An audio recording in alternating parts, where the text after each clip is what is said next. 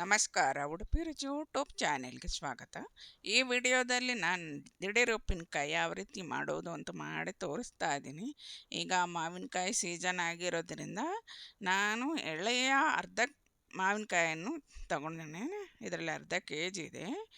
ತಾಜಾ ಮಾವಿನಕಾಯಿ ಆಗಿದ್ದು ತೊಳೆದು ನೀರಿನ ಅಂಶ ತೆಗೆದು ಒರೆಸಿಕೊಂಡಿದ್ದೇನೆ. ಇದರ ತೊಟ್ಟು ತೆಗೆದು ನಾನು ಚಿಕ್ಕದಾಗಿ ಕತ್ತರಿಸಿಟ್ಕೊಳ್ತೇನೆ.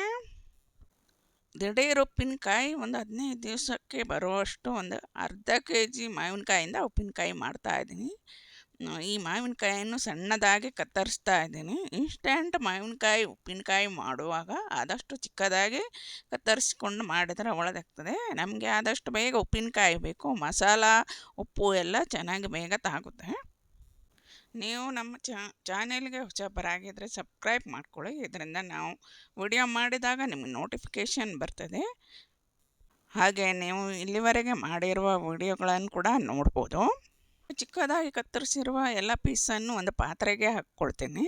ಅದಕ್ಕೆ 3 ಚಮಚ ಉಪ್ಪು ಹಾಕ್ಕೊಳ್ತೀನಿ. ನಾನೀಗ ಅರ್ಧ ಕೆ ಜಿ ಉಪ್ಪಿನಕಾಯಿ ಮಾಡ್ತಿದ್ದೇನೆ. ಉಪ್ಪು ನಿಮಗೆ ಎಷ್ಟು ಬೇಕೋ ಅಷ್ಟು ಹಾಕ್ಕೊಳ್ಳಿ. ಜಾಸ್ತಿ ಆದರೆ ಅಷ್ಟು ಟೇಸ್ಟ್ ಬರಲ್ಲ. 2 ಚಮಚ ಮೆಣಸಿನ್ಕಾಯಿ ಹಾಕ್ತೀನಿ. ಒಂದು 2-2.5 ಚಮಚ ಹಾಕ್ಕೊಂಡಿದ್ದೆ ನಾನು. ಈಗ ಅರ್ಧ ಚಮಚ ಅರಿಶಿನ ಹುಡಿ ಸೇರಿಸ್ಕೊಳ್ತೇನೆ. ಇದು ಎಲ್ಲ ಪೀಸು ಮೆಣಸಿನ್ಕಾಯಿ ಪುಡಿ, ಉಪ್ಪು, ಅರಿಶಿನ ಹುಡಿ ಎಲ್ಲವನ್ನೇ ಮಿಕ್ಸ್ ಮಾಡ್ಕೊಳ್ತೀನಿ. ನಿಮಗೆ ಬೇಕಾದರೆ ಉಪ್ಪು ಮತ್ತು ಖಾರ ಹೆಚ್ಚು ಕಡಿಮೆ ಮಾಡ್ಕೊಳ್ಬೋದು.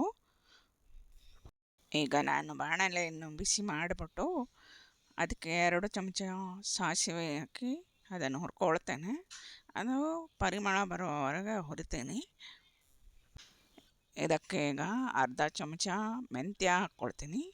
ಆಮೇಲೆ ಅರ್ಧ ಚಮಚ ಜೀರಿಗೆಯನ್ನು ಕಡಿಮೆ ಉರಿಯಲ್ಲಿ ಹುರಿತಾ ಇದ್ದೇನೆ. ಇದನ್ನು ಹುರಿದಾದ್ಮೇಲೆ ಅದನ್ನು ತಣ್ಣಗೆ ಮಾಡ್ಕೊಳ್ಬೇಕು. ಹಾಗೆ ಬಿಸಿ ಇರುವಾಗ ಜಾರಿಗೆ ಹಾಕಬಾರ್ದು.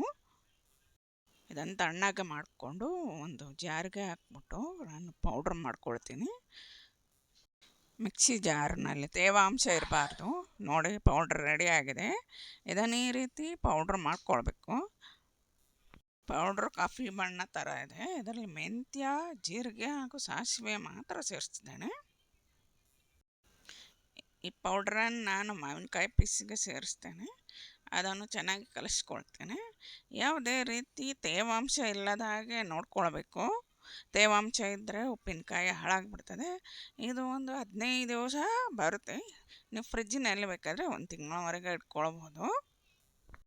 ನಿಮಗೆ ಉಪ್ಪಿನಕಾಯಿ ಡ್ರೈ ಬೇಕಾದರೆ ಒಗ್ಗರಣೆ ಹಾಕದೆ ಒಂದು ಪ್ಲಾಸ್ಟಿಕ್ ಬಾಕ್ಸ್ ಅಥವಾ ಜಾಡಿ, ಗ್ಲಾಸ್ ಬಾಕ್ಸ್ನಲ್ಲಿ ಹಾಕಿ ಇಟ್ಕೊಳ್ಬೋದು. ಈಗ ನಾನು ಒಗ್ಗರಣೆ ರೆಡಿ ಮಾಡ್ಕೊಳ್ತಾ ಇದ್ದೀನಿ. 3 ಚಮಚ ಎಣ್ಣೆ ಹಾಕ್ಕೊಂಡಿದ್ದೀನಿ. ಎಣ್ಣೆ ಬಿಸಿ ಆದಮೇಲೆ ಸ್ವಲ್ಪ ಸಾಸಿವೆ ಹಾಕ್ತೇನೆ ಹಾಗೂ ಹಿಂಗು ಸ್ವಲ್ಪ ಸೇರಿಸ್ತೇನೆ. ಜೊತೆಗೆ ಸ್ವಲ್ಪ ಕರಿಬೇವು ಎಲೆ ಹಾಕಿದ್ದೇನೆ. ಈ ಒಗ್ಗರಣೆ ರೆಡಿ ಆಯಿತು. ಇದನ್ನು ನಾನು ಉಪ್ಪಿನಕಾಯಿಗೆ ಸೇರಿಸ್ತಾ ಇದ್ದೀನಿ. ಉಪ್ಪಿನಕಾಯಿ ಸ್ವಲ್ಪ ಹೊತ್ತು ತಣ್ಣಗಾಗಲಿ ಬಿಡಿ.